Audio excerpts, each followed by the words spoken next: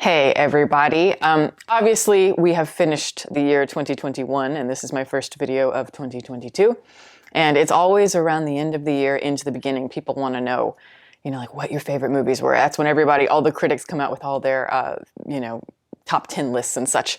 I almost never do top 10 lists or anything like that. At most I'll do a top 5. It's just, I don't see enough movies. Definitely not enough to make a top 10 list. I hope to change that a little bit more this year, but as of now, yeah, I just haven't seen enough. And quite honestly, I liked some movies this year for sure, but when it comes to like a top movies of the year list, there's only like maybe 1 or 2 that I would even consider being worthy of being on a list for myself personally. But I thought it might be kind of fun to just go back through the movies that I did see this year and just kind of recall what I remember about them, because I will say I've definitely changed my opinion on at least a couple. The first film that I did see of the year was Malcolm and Marie, and really that did kind of set the tone for a lot of my feelings at the end of the year, because I did not care for that film at all. It was, like that quarantine film starring Zendaya and Denzel Washington's son, I forget his name. It was that real grainy kind of black and white movie that's supposed to be between 2 people, and it has very much like a play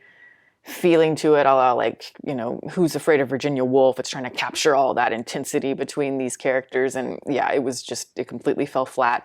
It was very pretentious in my opinion. It was like the writing was all just at the surface. It was very much like a lot of Hollywood movies today. Everything has to be explained, and it's not something that you really feel in an organic way from the characters. So yeah, I really struggled with that one. The Woman in the Window, if I recall, that film was Joe Wright. And like pretty much every Joe Wright movie I've seen, it was beautiful. What I remember about that movie was the colors and just the shot compositions were pretty amazing. But again, like most Joe Wright, looks beautiful, but it's ultimately really shallow to me. And yeah, I don't remember a lot about this movie other than it just felt like a really third-rate version of Rear Window. And yeah, that's it. In the Heights. Now, this is one that I have changed my opinion on a lot, actually. I remember when I reviewed it, I recommended it. And now, looking back on it, I don't know why I did that. Because I struggle a lot with this film. And I really struggled with I think it's a really passionate project. And I was a big fan of the original Broadway show, and I thought it really kind of celebrated a culture. And here we just had like all this politics, current day politics, in a way that was very just shoehorned and very in your face. And it's like, yeah, there are a lot of movies that have politics in them. But, again, in this day, we can't cleverly weave them into the narrative in a way that feels, not insulting to the audience, and not like a bad PSA. I struggle with movies like that. Clearly a lot went into it, but that part of it really, really rubs me the wrong way. And it really rubbed me the wrong way how Lin-Manuel Miranda responded to criticism, which was absolutely ridiculous in my opinion. It's like bending to the will of the people. It's like, what are artists? Like, remember when art used to be subversive in Hollywood? Not the case anymore. Space Jam, oh Jesus Christ. That one was traumatizing. It was traumatizing. It felt like watching Doomsday or something. I felt like I was witnessing the end of the world with Space Jam, which I didn't expect. Pig. Okay, yeah, that was the Nicolas Cage film, and I really liked the idea of it. I like the idea of it starting one way, and little by little you kind of strip away all the outer layers, and it becomes more and more simple and focused on like the idea of love in its most pure form.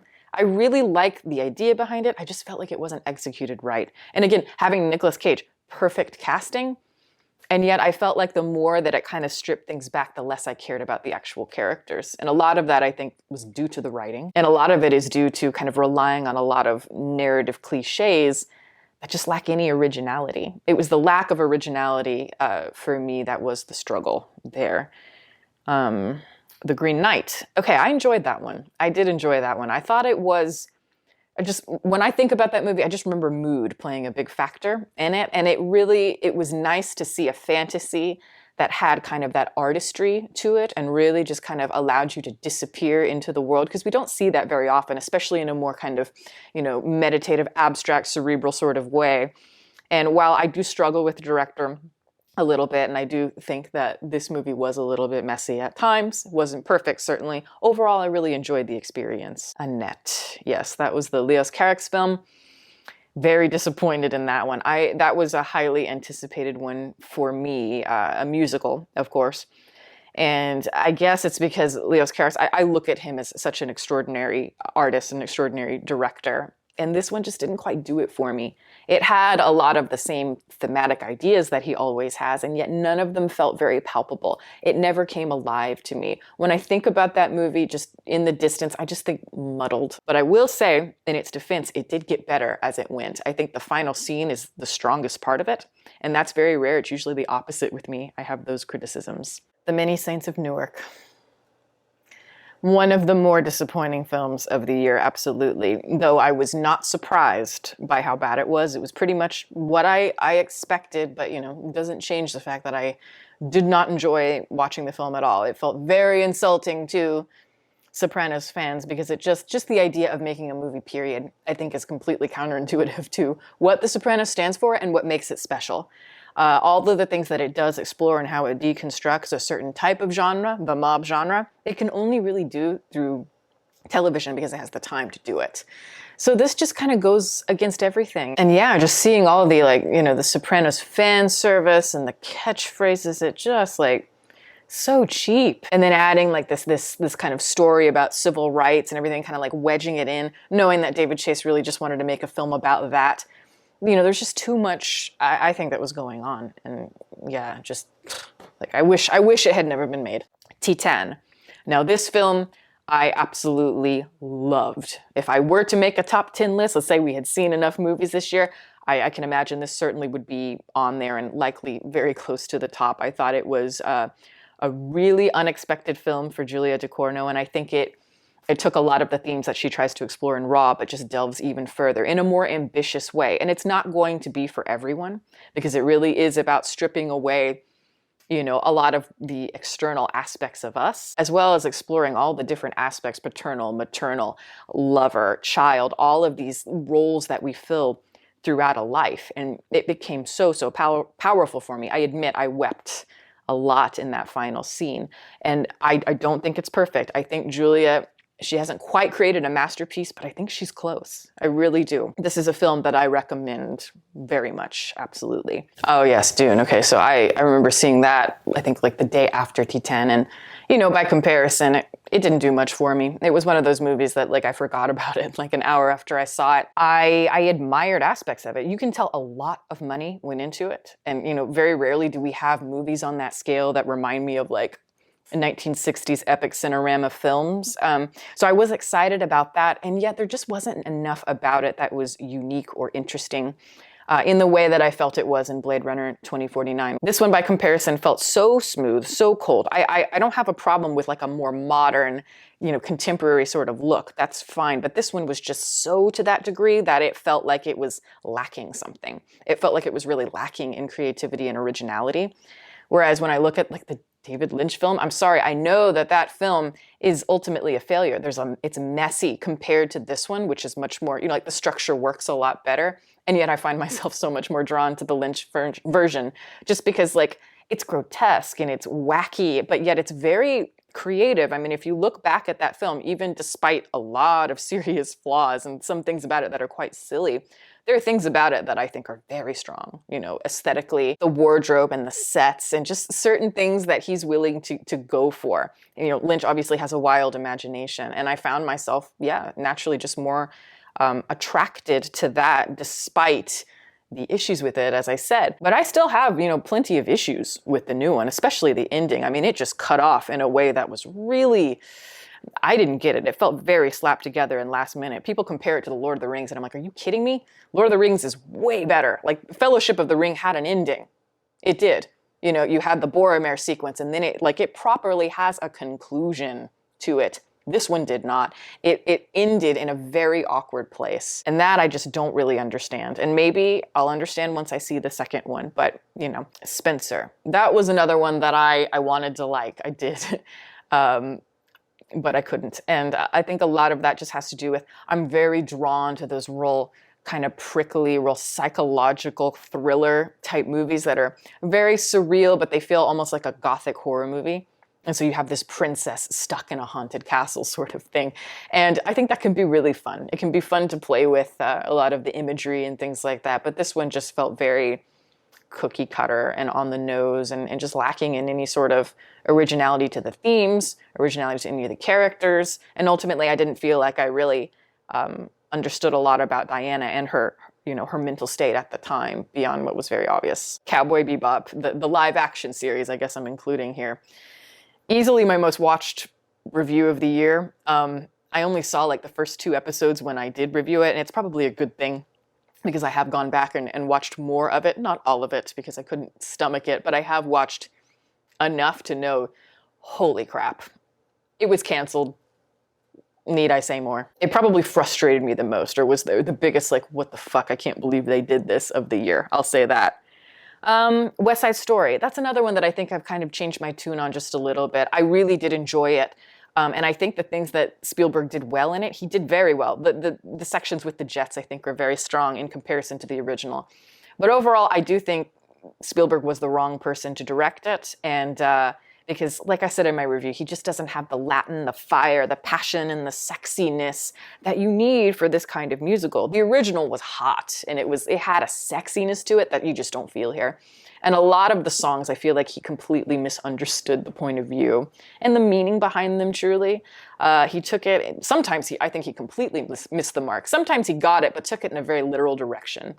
And I just feel like musicals really suffer today because we're just resisting going and just plunging into that very abstract, imaginative world, that musicals should be. We're very afraid of that because we're gripping onto reality and cynicism so much more. And I think that with Spielberg, he's a little bit too close to the reality so that the abstraction isn't convincing. And that is always going to be a problem with me. I had the same with In the Heights. This is a much better film, but I still feel like there were a lot of issues with it. There are things I thought that were really good about it, but ultimately it was pointless to make. I think the original is much stronger of a film, and no one really cares. I knew this would bomb, and it did. It bombed just about exactly how I expected. The Power of the Dog, that was one that really surprised me because going into it, and I said this in my review, like the first half of the film, I thought, oh, this is just going to be one of those blatant black and white point on the toxicity of masculinity. And I just was kind of closed off to the idea. But then as it went on, I realized, no, this is actually quite faceted. Like you're seeing masculinity from different points of view in a way that I found to be quite compelling. Now, it is a film that I struggle with a little bit. It is a little bit skeletal in places, but overall, it was one of the movies of the year that surprised me the most. The Matrix Resurrections. Oh God. Yeah, that one was depressing, really depressing. And I do agree with some people. I think I was a little bit too nice on the film. It was just more kind of meta exploration in a very millennial sort of woke way, but only just to serve a purpose of shoving our kind of political ideologies down one's throat. And again, that's just not what I'm about. I don't really like to see that. I think that's insulting to what the Matrix represents. It's insulting to the whole theme behind the Matrix. So that was actually quite depressing, but I will say it was fascinatingly bad. It was so bad, but in the ways that I'm like, I kind of want to go back and watch it. Licorice Pizza. Now that was a film that I absolutely loved. I just completely fell head over heels for it. And I do think it's one of those films, it's very much a tapestry of all kinds of things. And I don't think it's fully supposed to be like this sunny, happy kind of romantic film, because I think there's a lot of darkness in it as well. Dark and somewhat subversive ideas going on there and a tinge of the melancholy. So that's one of those films, and I feel this way often about Paul Thomas Anderson films. I feel like I need to see them, multiple times to really get a sense of how I feel about them. And I think that's going to be one of them. But I absolutely loved it watching it the first time and thought, I don't know, but I can see myself watching it more and more and it growing in my mind in the way that great Robert Altman films grow in my mind, like Nashville or something like that. But yes, if I were going to make a top 10 list, Licorice Pizza certainly would be on there. T10, Licorice Pizza, were, 2 of my favorite films of the year. Yeah, just based on the movies that I saw, and again, there's so many that I haven't seen, and I'm sure there are many that, people will recommend to me. But just overall, especially in the mainstream films, I just saw a lot more of the things that I don't like, a lot of just kind of shoving certain ideologies down our throats, shoving a lot of politics down our throats in ways that, You know, again, I don't mind you having ideas and kind of, you know, wanting to explore them in your art, but you know, there's got to be a line. The more we restrict ourselves to, you know, just kind of like these one-way tracks, we're going to lose all the facets, you know, that are so interesting about art. But, you know, that is just my opinion. But that is the video. Thank you guys so much for watching. I'm going to plug my website as always. It is deepfocuslens.com. I am an artist and I do commission portraits and I sell prints of my work. If that is something you're interested in, you can always go to the website below. And if you have a question about a commission or a print, you can email me. My email is also in the description box below. Also, I want to give a shout out to my patrons who are wonderful. Thank you guys so much for your support. If you are interested in supporting, the link for that is below, as well as the rest of my social media information. You can watch more videos here, and you can subscribe if you'd like. Catch you next time.